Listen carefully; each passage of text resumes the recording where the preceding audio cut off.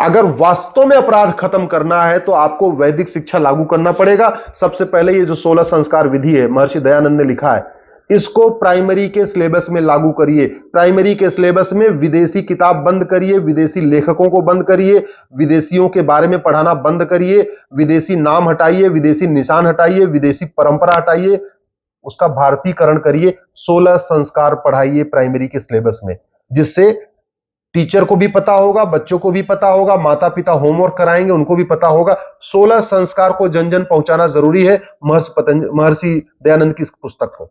दूसरा, अगर आपको अपराध खत्म करना है, महर्षि दयानंद सरस्वती ने यथा सत्यार्थ प्रकाश लिखा है, इसको प्राइमरी के सिलेबस में डालिए। सत्यार्थ प्रकाश पढ़ेगा बच्चा, उसका दिमाग ठीक होगा, मन शांत होगा।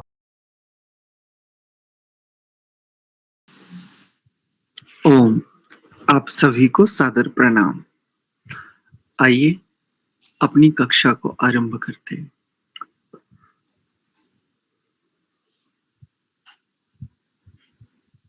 सहज हो जाइए। निद्रा, आलस्य आदि स्थितियों से अपने आप को सजग करते हुए मन को सावधान होने का आदेश देते हुए थोड़ी एकाग्रता, थोड़ी सजगता,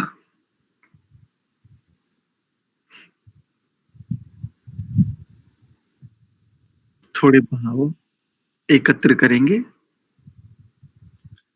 परमपिता परमात्मा की महती अनुकंपा से हम सभी को एक उत्तम ग्रंथ पढ़ने का सौभाग्य प्राप्त हो रहा है। मंत्र पाठ करेंगे।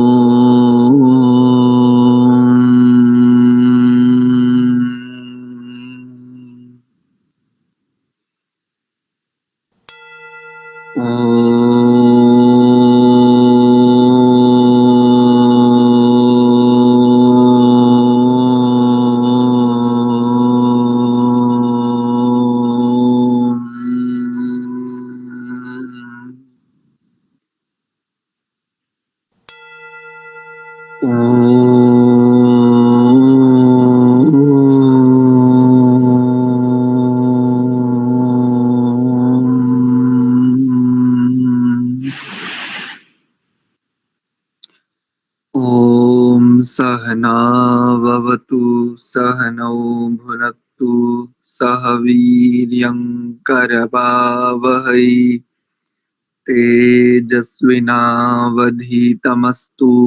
मा विद्विषावहै। ओम शांति शांति शांति। ओम, आप सभी का पुनश्च हार्दिक स्वागत एवं अभिनंदन संस्कार विधि स्वाध्याय की इस कक्षा में। जी नमस्ते दिगंबर जी। हम शांतिकरण नामक प्रकरण पर विचार कर रहे हैं। आज हम इस प्रकरण के 27वें मंत्र का स्वाध्याय करेंगे। अभयन्नः कयत्यन्तरिक्षम अभयम इत्यादि।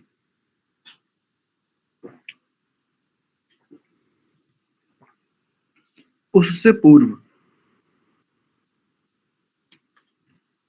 कल किन्हीं ने प्रश्न किया था कि आचार्य जी यज्ञ के बाद हाथ जोड़ सकते हैं या नहीं जोड़ सकते, और यदि जोड़ते हैं तो आर्य समाज में मना किया जाता है। ऐसा प्रश्न किन्हीं ओर से आया था, किन्हीं माता जी ने किया था संभवतः, और फिर उसके बाद उसके ऊपर एक स्पष्टीकरण मैंने रखते हुए कई सारी बातें आपके साथ साझा की थी। तो उस संदर्भ में कल फिर पुनः एक प्रश्न व्यक्तिगत रूप से व्हाट्सएप पर आया, तो उसमें ऐसा प्रतीत हुआ जैसे उन्हें उन्हें ये समझ में आया है कि कल की कक्षा में हमने जड़ वस्तुओं को हाथ जोड़ करके प्रणाम करने की बात कही हो।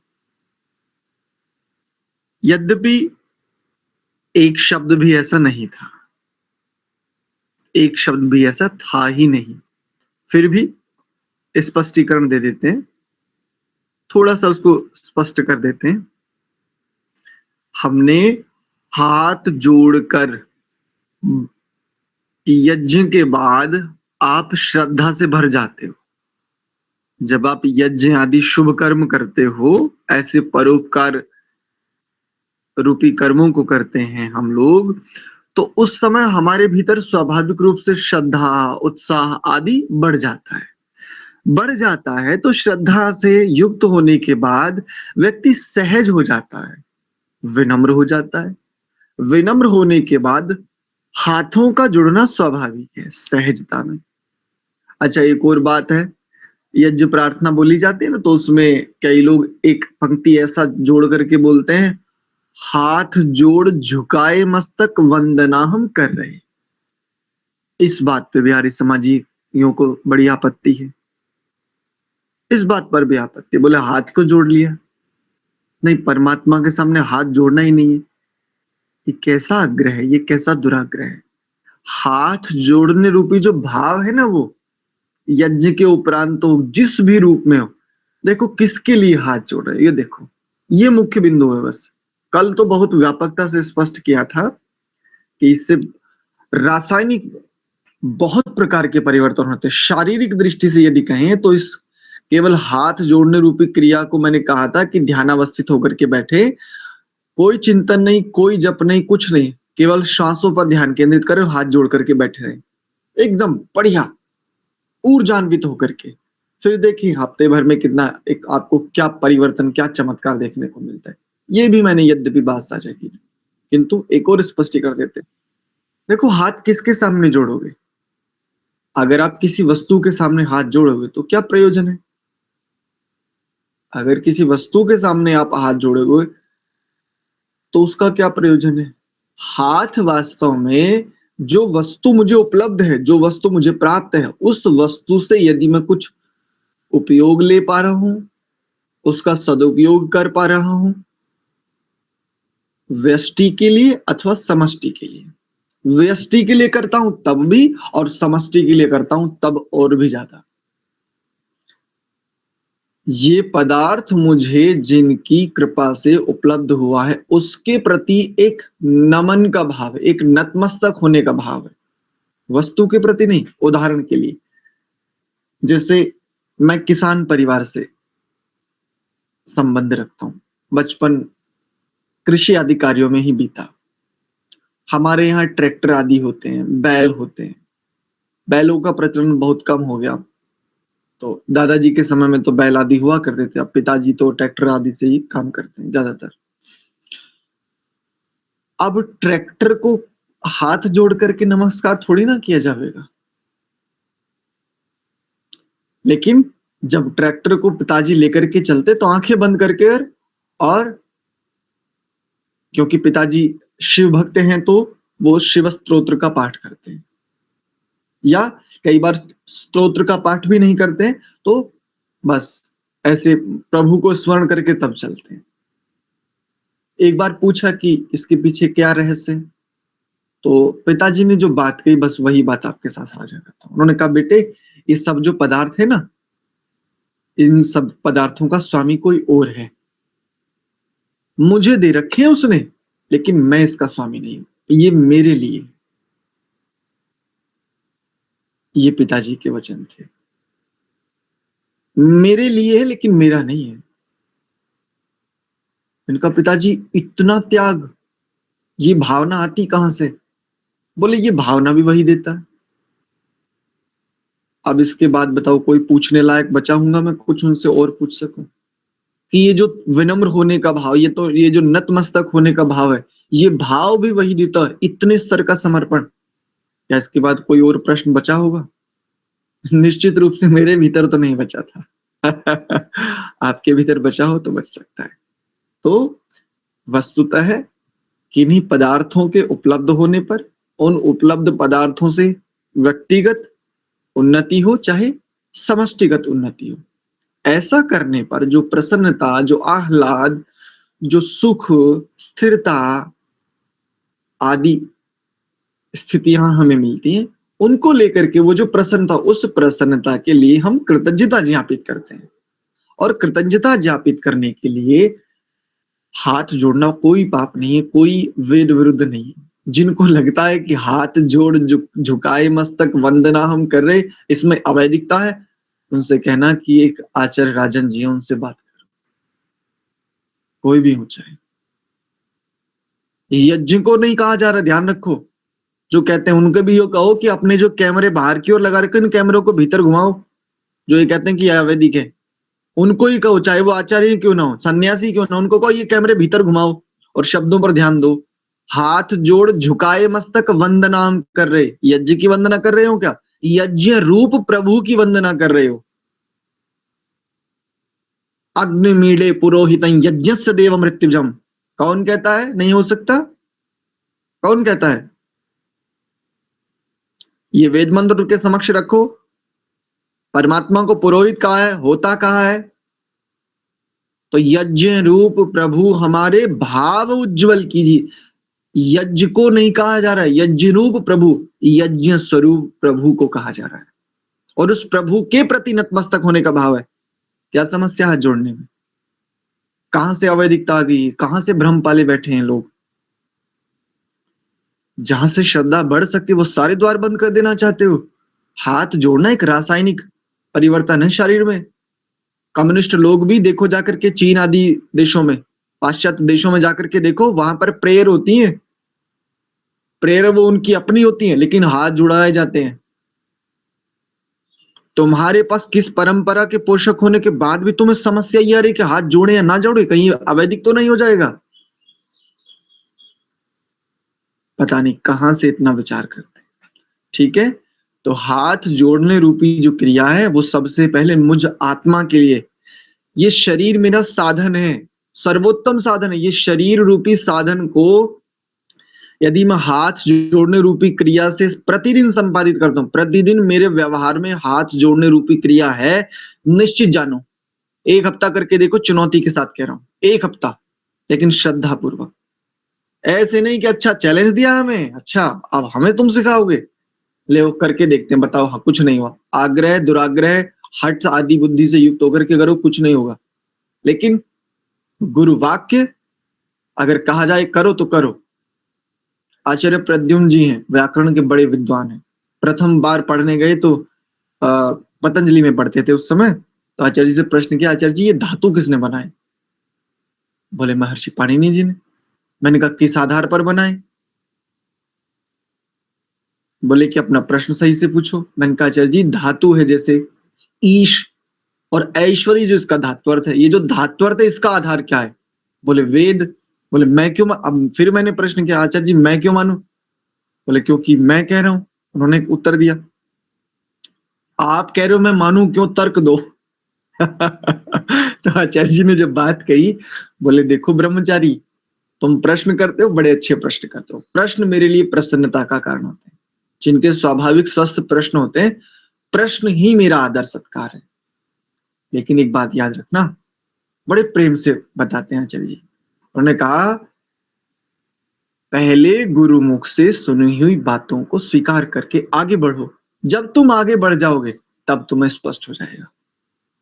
अगर तुम प्रथम ही अड़ंगा लगा करके खड़े हो जाओगे ना, आगे ही नहीं बढ़ पाओगे। ठीक है आचार्य जी। और फिर ऐसी स्पष्टता आई कि आज निरुक्ति तक कर लेते हैं अनेकों ऐसी स्थितियों की। बस प्रभु दे देते हैं ऐसा सामर्थ्य, आ जाती है ऐसी स्थितियां। ठीक है, तो आग्रह आदि से हमें हट जाना चाहिए। शरीर एक बहुत अच्छा साधन है और मैं इस शरीर में भीतर निवास करता हूं। इस शरीर से यदि मैं प्रभु को प्रणाम करना चाहता हूँ, हाथ जोड़ करके करना चाहता हूँ, आंखें बंद करके करना चाहता हूँ। अच्छा, जो मूर्ति के उपासक है ना, जो पाषाण प्रतिमाओं के उपासक हैं, उनकी दृष्टि से देखो, आलंबन वो पाषाण प्रतिमा का लेते हैं, लेकिन हाथ जोड़ते ही आंखें बंद हो जाती हैं कि नहीं हो जाती? ये एक संकेतक है, केवल एक संकेत मात्र है। ये यहाँ पर ये नहीं सिद्ध कर रहा हूं कि वो व्यापक परम तत्व को ही प्रणाम करें, परम तत्व के प्रति ही नतमस्तक। वस्तुतः शरीर अपने आप भी कुछ क्रियाएं घटित करता है। जैसे ही श्रद्धा से आप लबालब भरते हो, वैसे ही आंखों का बंद हो जाना, श्रद्धा के कारण आंखें बंद हो जाना स्वाभाविक है। हाथों का जुड़ जाना, ये स्वाभाविक प्रक्रिया। स्वभाव से हटोगे तो समस्या होगी। ठीक है, आशा करता हूं जिन्होंने ये प्रश्न किया था उनको भी और स्पष्टता आई होगी, और उस प्रश्न के ऊपर फिर से जिन्होंने शंका की थी उनको भी स्पष्टता आ गई होगी। तो जड़ वस्तुओं के प्रति प्रणाम का कोई आशय नहीं बनता।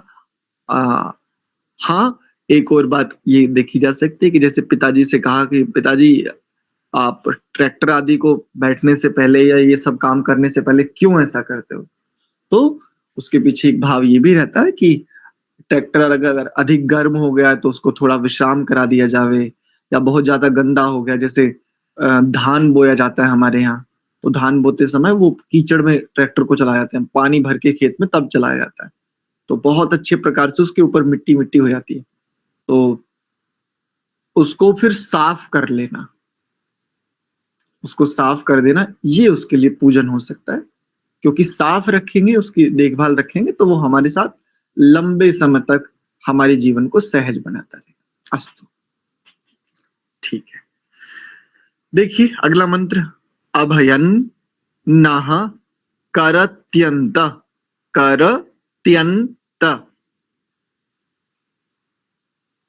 अच्छा देखो, आज त्रुटि नहीं करना, एक एक शब्द मैं बोलता जाता हूं ना, मेरे पीछे पीछे दोहराते चला करो, इतनी बार बताने की आवश्यकता नहीं होती। बच्चों को पढ़ाता हूँ, ये उनको केवल 2 बार शब्द ऐसे बुलवाता हूँ, बच्चे तक कर लेते हैं, आप तो बहुत बड़े हैं, आपका तो जीवन का बड़ा अनुभव है, तो मेरे पीछे पीछे एक एक शब्द को बोलते चला करो, इसलिए एक एक शब्द अलग मैं बोलता हूँ। देखिए, अभयन नह कर त्यंत ऋक्ष मभयन द्यावा पृथिवी उभे इमे अभयम पश्चा दभयम पुरस्ता दुत्तरा, 2 तकार हैं, दुत्तरा दधरा, दधरा दभयन नो अस्तु।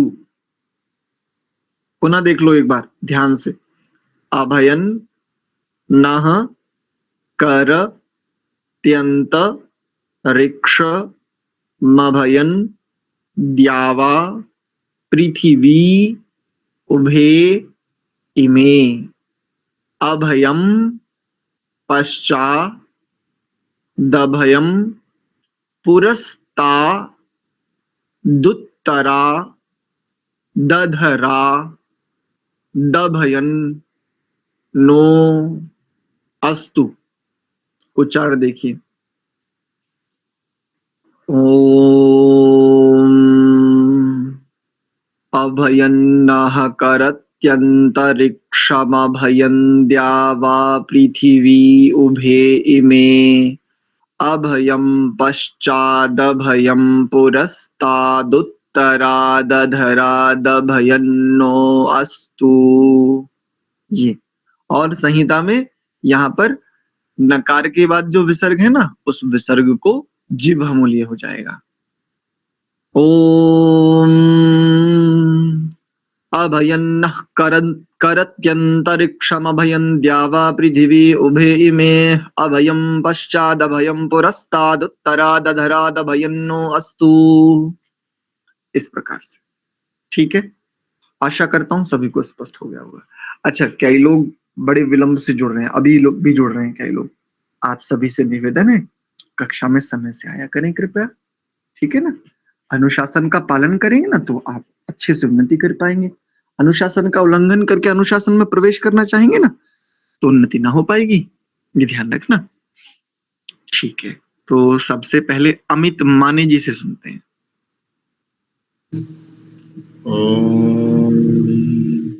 अभयन्नः करत्यन्त्यरिक्षम् अभयम् द्यावा पृथिवी उभे इमे अभयं पश्चादभयं पुरस्तादुतरं दत्तभयं नो अस्तु।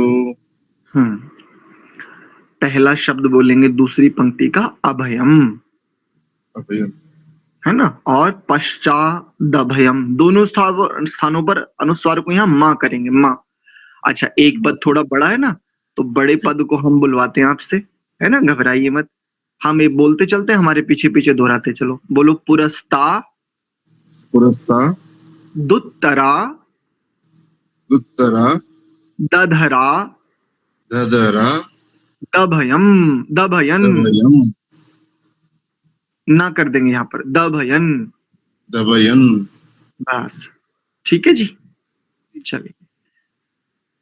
दिगंबर जी। ॐ अभयं नः करन्तरिक्ष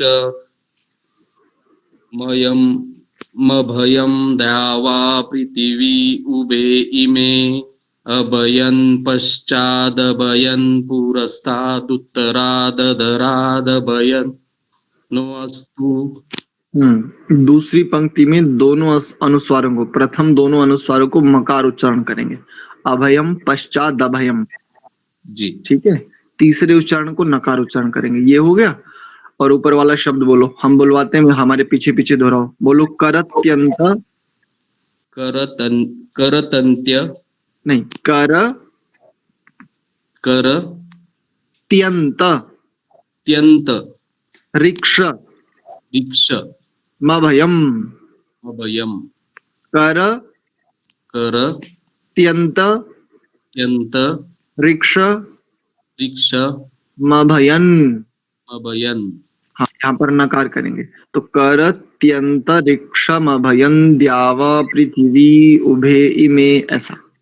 जी ठीक जी, ॐ अभयन्नः करत्यन्तरिक्षमभयं द्यावा पृथिवी उभे इमे अभयं पश्चादभयं पुरस्तादुत्तरादभयं घरादभयं नो अस्तु।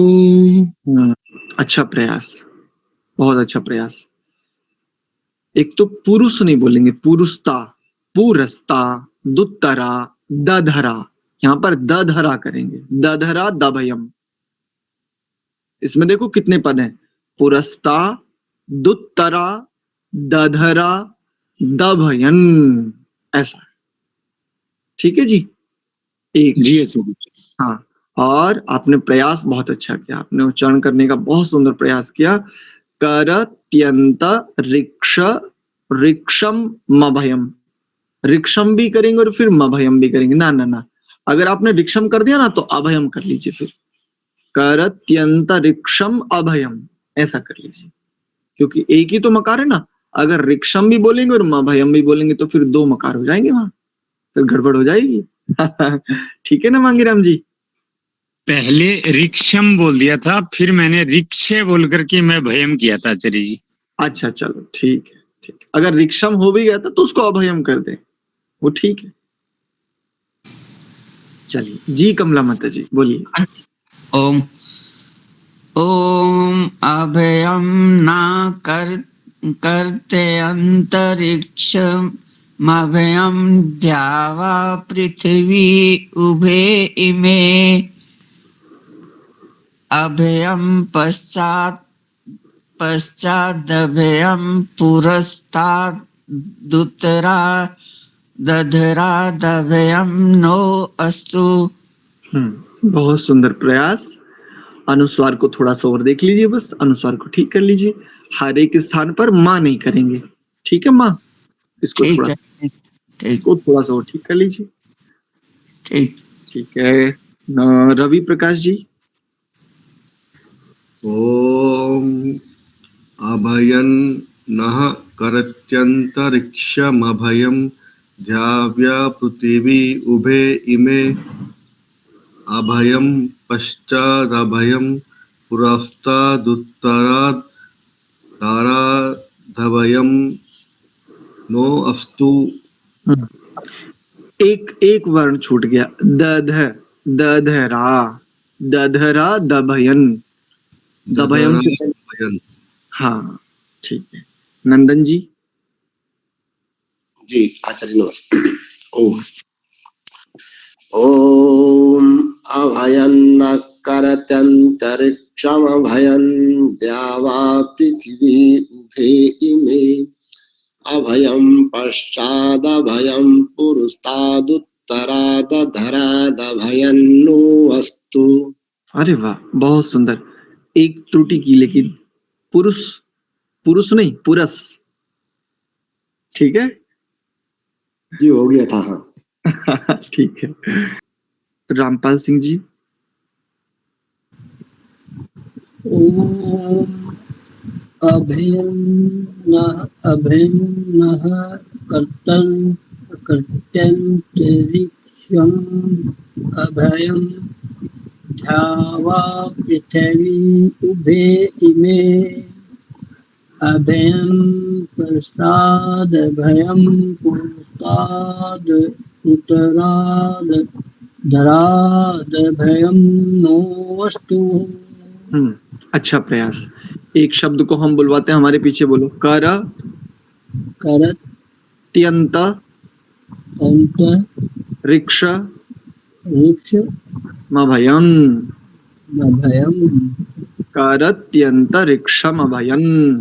करत्यंत ऋक्षम अभयं, अभयम। हाँ अब ठीक हो गया। अरे वाह। श्रद्धा चौधरी जी। श्रद्धा चौधरी जी। ओम अभयं नः कर्त्यन्तरिक्षं भयं द्यावा पृथिवी उभे इमे अभयं पश्चादभयं पुरस्ताद् उत्तराद्धरादभयं नो अस्तु। हाँ कोई बात नहीं। देखो, बड़े शब्दों से घबराया ना करो। बड़े शब्दों को आराम आराम से तोड़ तोड़ करके बोलो। क्या होता है, बड़े शब्दों को देख करके भीतर में ना एक थोड़ी घबराहट सी आ जाती है, तो उसको बड़ी शीघ्रता से पूरा करने का प्रयत्न करते हैं ना, बड़ी सहजता से। आपको जान करके आश्चर्य होगा। आपको आज एक अंदर की बात बताऊं, संसार में केवल एक संस्कृत भाषा ही ऐसी है जिसमें आप सहज हो सकते हो। संसार की बाकी कोई दूसरी भाषा है ही नहीं जिसमें आप सहज हो सकते हो। केवल मात्र संस्कृत ही एक ऐसा विज्ञान है, यही भाषा मात्र एक ऐसी है। और देववाणी संस्कृत, जिसको वेद मंत्र कहते हैं, संस्कृत भी दो प्रकार की है। वेदवाणी जो संस्कृत जिसको वेद मंत्र कहते हैं, है ना, एक देव संस्कृत है और एक वर्तमान में जो लौकिक संस्कृत है। जितनी सहजता वेद मंत्र वाली जो संस्कृत है उसमें होती है ना, उतनी इसमें नहीं होती, ये ध्यान रखिए। ठीक है, तो चलो एक दो लोगों से और सुन लेते हैं, फिर इसके भाष्य पर विचार करते हैं। दीप्तिका माता जी। ओम नमस्ते आचार्य जी। ओम अभयन्नः करत्यन्तरिक्षमभयं द्यावा पृथिवी उभे इमे अभयं पश्चादभयं पुरस्तादुत्तरादधरादभयं नो अस्तु। बहुत ही सुंदर, बहुत सुंदर उच्चारण। एक स्थान पर थोड़ा सा चूक गए थे, जब दधरा दभयनो, दभयनो क्या करेंगे, केवल दभयनो, जैसे शन्नो ऐसे ही दभयनो। ठीक है माता जी। ठीक। चलिए इनके बाद अच्छा सत्य प्रकाश जी से भी सुन लेते हैं। चलो गुरु जी, मेरी इच्छा है। ओम अभयन्नः करत्यन्तरिक्षमभयं द्यावा पृथिवी उभे इमे अभयम पश्चादभयम पुरस्तादुत्तरादधरादभयम नो अस्तु। अरे वाह, बहुत बढ़िया। लेकिन पुरुष नहीं करना, पुरुष, पुरुष नहीं, पुरस, पुरस। ठीक है गुरु। ठीक है, और अनुस्वार को सब जगह मां नहीं करेंगे। ठीक है, चलो इसका और थोड़ा अभ्यास करो, ये ठीक हो जाएगा। अच्छा, इनके बाद एक और हैंड रेज खड़ा हुआ है, आदर्श माता जी, बोल दीजिए, चलिए आप भी बोल दीजिए। ओम नमस्ते आचार्य जी। नमस्ते। ओम अभयन्नः कर्तन्तरिक्षमभयन् द्यावा पृथिवी उभे इमे अभयं पश्चादभयं पुरस्तादुत्तरादधरादभयं नोऽस्तु। ठीक है, बहुत अच्छा। अच्छा, चलो इसके भाष्य की ओर चलते हैं। उससे पूर्व आप में से कोई भी जिनसे सुन लिया है वो भी, और जिनसे अभी नहीं सुना है वो भी, आपको किसी को भी इस मंत्र के उच्चारण में यदि कोई कठिनाई है तो हैंड रेज करो। जो एक जिनको ये लग रहा है कि नहीं मुझे थोड़ा सा ये क्लियर नहीं हुआ है, अगर किसी को भी निसंकोच होकर के पूछ सकते हो, या जिनके भीतर में ये हो कि पता नहीं मेरा उच्चारण ठीक है या नहीं है, एक बार अगर सुन ले, थोड़ा करेक्शन करवा दें तो ठीक हो जाए। यदि किसी की ऐसी इच्छा है तो हैंड रेज करो। आचार्य मेरे को, मैं सुनाता हूँ, मेरे को थोड़ा सा संशय हुआ।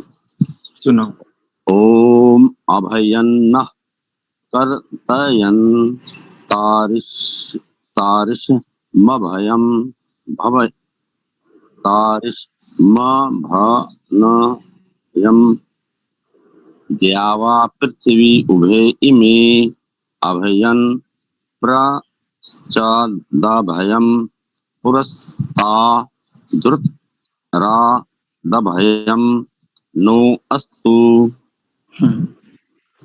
देखो, एक पद बुलवाता हूं जिसमें आपको प्रायः त्रुटि हो रही है। बोलो, कर त्यंत त्यंत ऋक्ष ऋक्ष मभयन। दूसरा पद बोलो, पुरस्ता तरन। रुको ना, जो कह रहा हूं वो करो। पुरस्ता दुत्तरा दधरा दभयन। म्यूट कर लीजिए। अच्छा, सविता जी। जी। ओम अभयन्ना, ओम अभयन्नः कर्त्यन्तरिक्षं भयन् द्यावा पृथिवी उभे इमे अभयन् पश्चादभयन्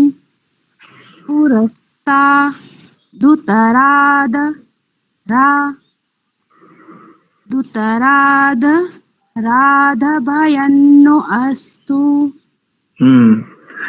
जहां पर अनुस्वार को हमने मां उच्चारण करना बताया, आप लोग वहां पर ही उसको न उच्चारण क्यों कर रहे हो? आचार्य जी, घबराहट होती है आचार्य जी।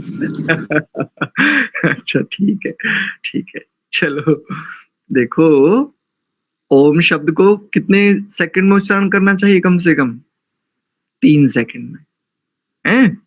गंभीरता पूर्वक घोष आना चाहिए, यानी ओम शब्द के उच्चारण में वाइब्रेशंस आनी चाहिए। कितनी वाइब्रेशन? आपके कंठ से लेकर के और आपके मूल द्वार तक वाइब्रेशन जानी चाहिए। नाभि प्रदेश का भी जो निचला भाग है वहां तक भी वाइब्रेशन आपको फील होनी चाहिए। ये ओम शब्द के उच्चारण का ओरिजिनल पैटर्न है। इसको समझिए। सबसे पहले एक बात, 3 सेकंड तक इसका उच्चारण होना चाहिए। दूसरी बात, बड़े शब्दों को लेकर के इसलिए तो हम तुड़वाते हैं और इसलिए बुलवाते हैं। आप लोग बोलते नहीं ना, मौन होकर के बैठे रहे, तो कुछ विद्यार्थियों कहा जाता है बोलो, वो बैठे रहेंगे चुपचाप, तभी तो ये समस्या होती है। तो देखो, बड़े 2 शब्द हैं, इनको मैं ठीक कर देता हूं थोड़ा। कर त्यंत ऋक्ष मभयन, ऐसे करेंगे। और उभे इमे, भकार में जो एकार है ना वो दीर्घ है, आ और ई मिलकर के ये बनता है उभे इमे, ऐसा करेंगे। और दूसरी पंक्ति का पद देखो, दूसरी पंक्ति के प्रथम और द्वितीय शब्द में जो अनुस्वार है, दोनों को मकार उच्चारण करेंगे। अभयम पश्चात दभयम।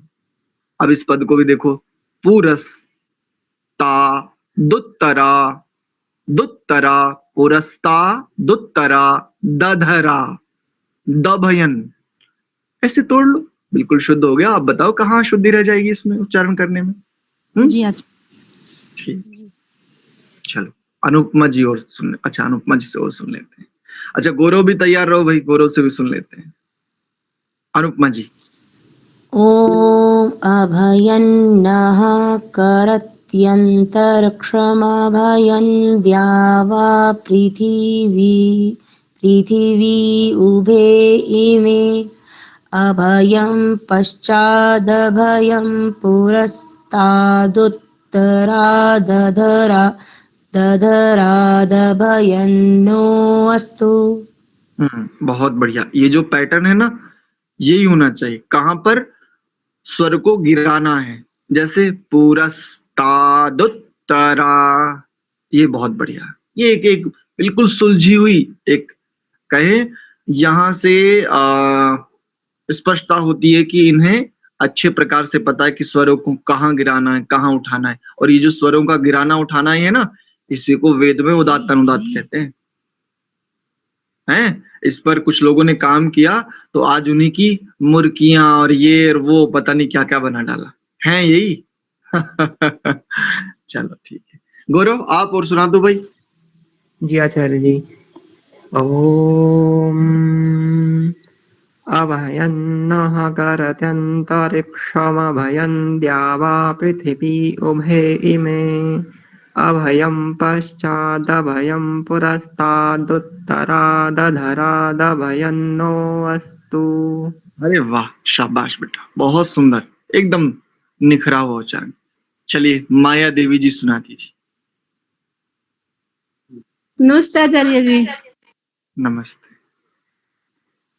ओम अभयं न करतयन्त ऋक्षं भयं धावा पृथिवी उभे इमे अभयं पश्चाद अभयं पुरस्तादुत्तराधरादभयं नो अस्तु।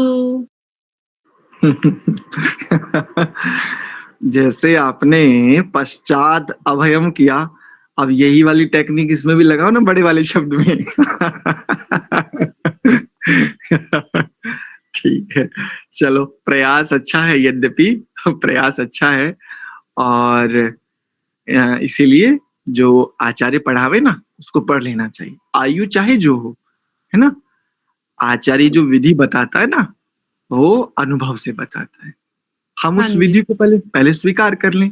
जैसे वो तोड़ तोड़ करके पढ़ा, जैसे इसमें देखें तो जैसे हम तोड़ करके बता रहे हैं, जितने पद को हम तोड़ रहे हैं उतना तोड़ो, फिर देखो कैसे आपका उच्चारण शुद्ध रह सकता है। अपनी रीति से तोड़ना चाहोगे या जो आपका अभ्यास है उसी से प्रयास करोगे, वो तो आपका है ही, फिर शुद्ध ना हो पाएगा, है ना। अगर अपने उच्चारण को शुद्ध करना है तो आचार्य जिस प्रकार से प्रयत्न करने को कहता है वैसे करो। धावतः स्खलनम दोषो न भवति।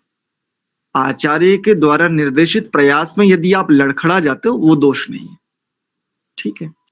आचार्य जी एक बार फिर मंत्र बोलिए, मैं लिख रही थी अलग अलग इनके पद करके। अभयन नः कर त्यंत ऋक्ष मभयन द्यावा पृथिवी उभे इमे। अपनी पुस्तिका में निशान लगा लिया करो, लिखने में इतना समय नहीं होता ना, तो अपनी पुस्तिका में कच्ची पेंसिल से निशान लगा लिया करो कितना बोला जा रहा है, या बड़े शब्दों को केवल लिख लिया करो। आगे देखो, अभयम पश्चादभयम पुरस्तादुत्तरा दुत्तरा दधरा दधरा दभयन नो जी द, धन्यवाद। हाँ कोई बात नहीं। ध देखो, एक चाणक्य नामक धारावाहिक बनाया था, द्विवेदी करके थे, और उनके बाद एक और फिर चाणक्य नामक एक धारावाहिक बनाया था, चलचित्र कह सकते हो उसे। तो उसमें जिसने धनानंद का किरदार निभाया था, वो एक चीज बोलता था, तड़गिद्धा। तो वहां से ना, ये जो वो बोलने का एक फ्लो था, वहां से एक बात समझ में आई थी, ध, यानी एके अल्प प्राणा इतरे महाप्राणा। ये बात वहां से हमें भी पकड़ में आई थी। ठीक है, चलिए इसके भाष्य को देखिए। नह, हमारे लिए, अस्माकम, अस्माकम अंतरिक्षम अभयम। नह को खोलेंगे तो अस्माकम, अस्माकम अंतरिक्षम, अंतरिक्ष को अभयम करत, अभयम करत, अभय करो, अर्थात हमारे लिए अंतरिक्ष को भी कैसा कर दीजिए, अभय देने वाला। पश्चात अभयम, और पीछे से जो क्या है, अदृश्य जो है, वो भी हमें अभय देने वाला हो। अर्थात अदृश्य स्थितियों से हमें अभय प्राप्त हो, या मेरे पीछे से अभय प्राप्त हो। कई लोगों को डर लगता रहता है प्राय करके, जो वृद्ध होते हैं, जो बच्चे होते हैं, कुछ प्रौढ़ युवक, इनको भी होता है प्रायः करके, ये भीतर में एक भय बना ही रहता है, आजीवन बना रहता है। पता नहीं मेरे पीछे कौन खड़ा है, पता नहीं मेरे पीछे कौन आ रहा है, पता नहीं मेरे पीछे क्या हो रहा है। और एक और बात चलती है, इसको और गंभीरता से लो, बोले पता नहीं मेरे पीठ पीछे घर में क्या क्या होता है, मैं क्या कहूं, मैं क्या क्या संभालूं। भैया तू खुद को संभाल ले बस, तू क्या क्या के चक्कर में पड़ी मत, क्योंकि क्या क्या को कोई नहीं संभाल पाया। भगवान कृष्ण ने क्या क्या संभालने के लिए पूरा जीवन लगाया, कुछ संभाल पाए क्या? इतने ऋषियों ने अपना पूरा का पूरा जीवन समर्पित किया, बोलो कितना संभाल पाए। तो पश्चात अभयम, पीछे से भी अभय हो। अदृश्य शक्तियां, कई लोग कहते हैं भाई सपने में मुझे बड़ी अदृश्य शक्तियां दिखती हैं, और कभी ध्यान में मुझे ऐसे ऐसे प्रत्यक्ष होता है कि मैं आपको क्या बताऊं, अदृश्य शक्तियां आकर के और मुझे बहुत कुछ बता जाती हैं। ध्यान में बैठा था तो पीछे से आकर के ऐसी शक्ति ने मुझे पकड़ लिया कि मेरा छूटना भारी हो गया। शक्तियां पकड़ती नहीं, पहले तो ये ध्यान रखो, शक्तियां कभी नहीं पकड़ती, शक्तियों को आप पकड़ते हो। तो पश्चात अभयम, ये जो कुछ देख रहे हो ना, ये सब अभय देने वाला हो, इसको समझ लो, जान लो अच्छे प्रकार से। जिस दिन आपको ये समझ में आ गई ना कि शक्तियों को मैं पकड़ता हूं, शक्तियां मुझे पकड़ ही नहीं सकती, संसार की कोई भी शक्ति आपको नहीं पकड़ती, आप पकड़ते हो। यूं समझो, शरीर से, बुद्धि से, मन से, इंद्रियों से आदि आप नहीं पकड़ सकते। आप अर्थात चेतन, आपके भीतर जो चेतन विद्यमान है, आपके भीतर अर्थात जिस देह में आप वास करते हो, आप जो वास करते हो देह के भीतर, वो उसके लिए कह रहा हूं। आपको शक्ति नहीं पकड़ती, आप शक्ति को पकड़ते हो, शरीर से, मन से, बुद्धि से, इंद्रियों से आदि। तो पश्चात अभयम, और पुरस्तात अभयम, बोले सामने से भी अभय हो। रोड पर जा रहे हैं, स्पीड से हैं, गाड़ी चल रही है इस समय 80 की स्पीड से, हैं जो दुपहिया वाहन है, और चौपहिया है तो वो 120 चल रही है, 150 चल रही है। कई बार ऐसा लगता है, दूर देखते हैं, बोले बारिश हो रही है, और बहुत दूर से धूप है बढ़िया चिलचिलाती, ऐसा लगता है जैसे आगे बहुत जबरदस्त बारिश है, कहीं बाइक फिसल ना जाए आगे से। कुछ कई बार ऐसे लगता है, अरे ऐसा लगा भी जैसे मेरी बाइक के आगे से पता नहीं कौन गुजरा, पता ही नहीं चला कौन था। कार के आगे से पता नहीं एकदम से कौन अचानक से गया, मुझे ब्रेक लेने पड़े।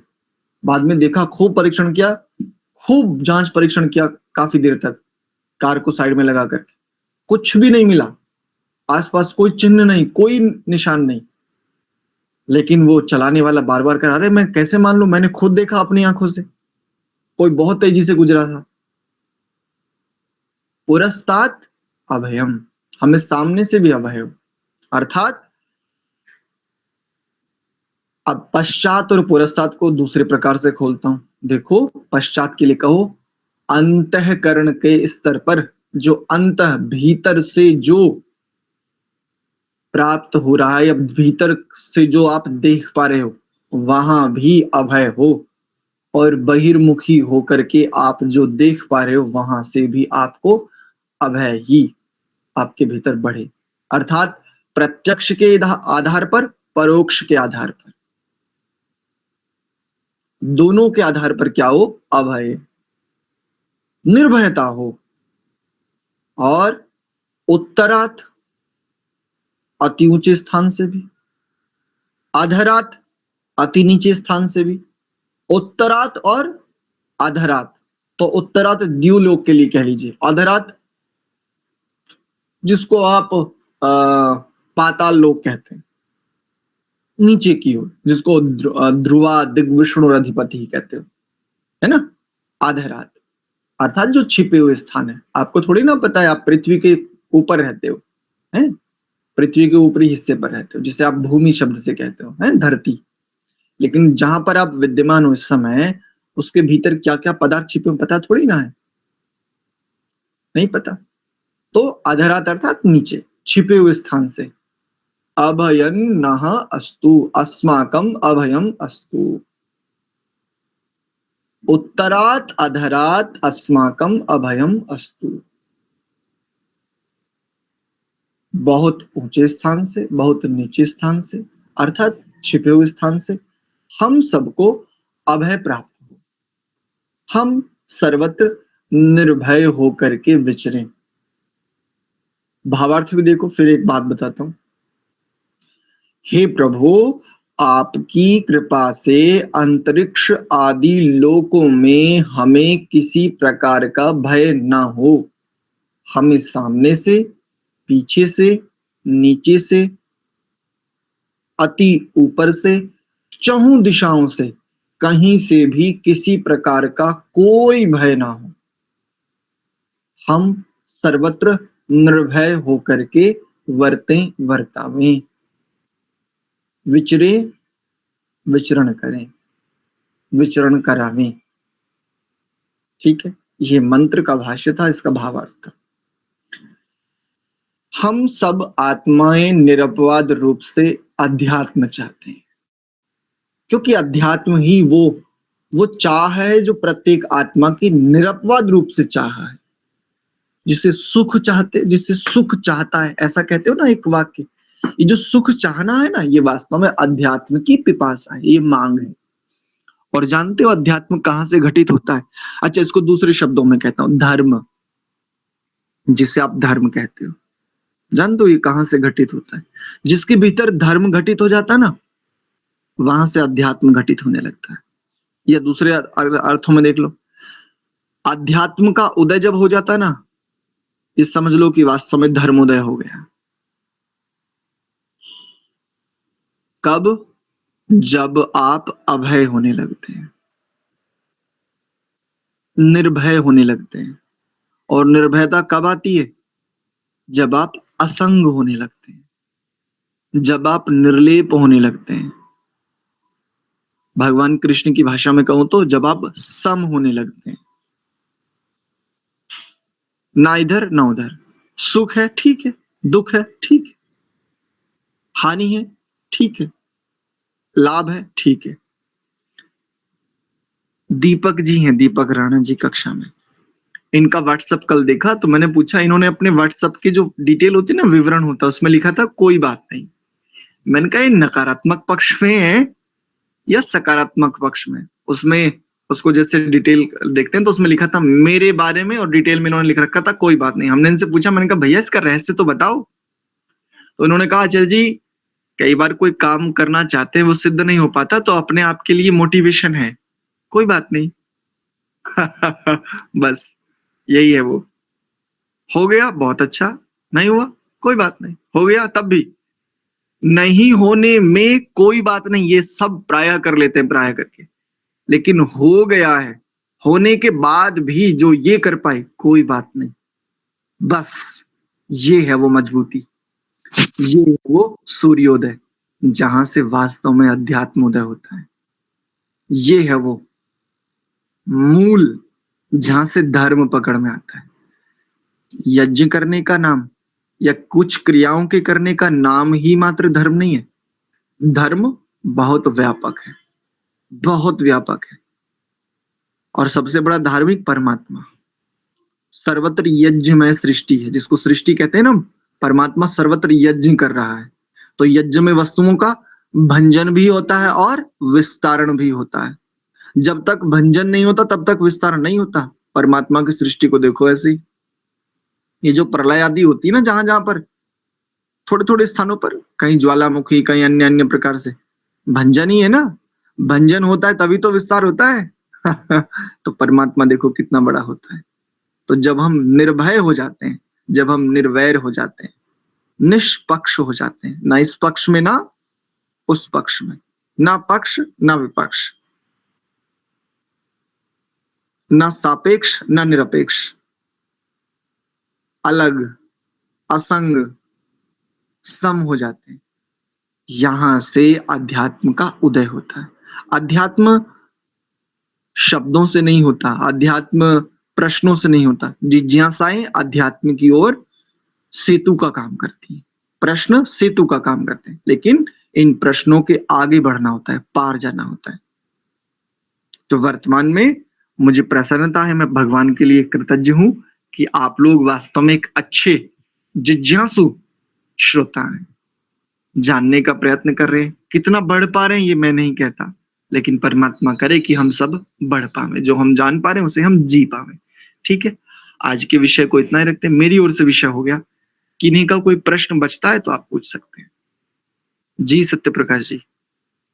गुरु जी, कई बार हमें है ना न का हमको भी ऐसा अर्थ मिलता है, ये हमारे और हमको में क्या भाव है? हमको भी बहुवचन और हमारे भी बहुवचन है। जैसे हमारे परिवार के लिए आप अमुक अमुक व्यवस्थाएं दीजिए, ये भी बहुवचन का प्रयोग है।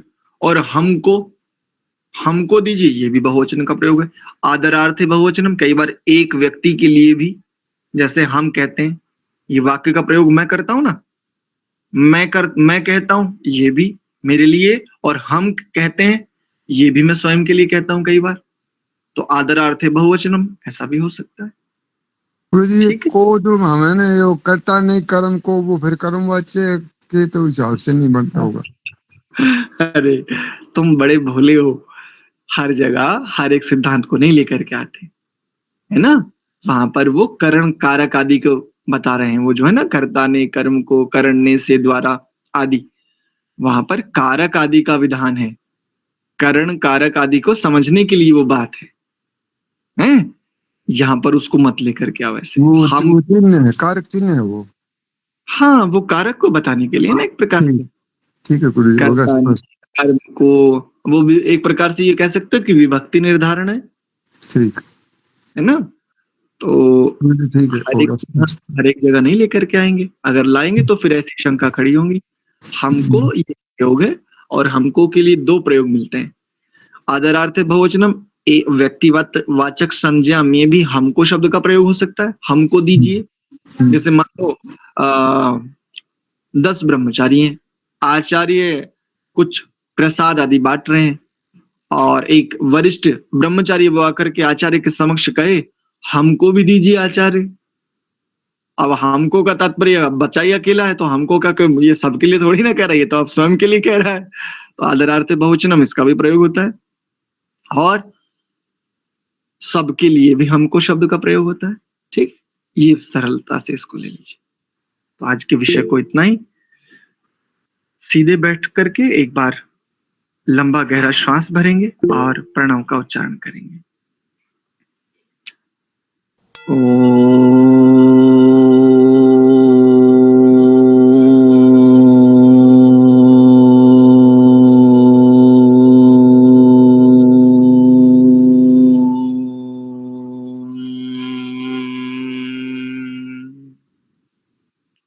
शांत शांत शांति ही।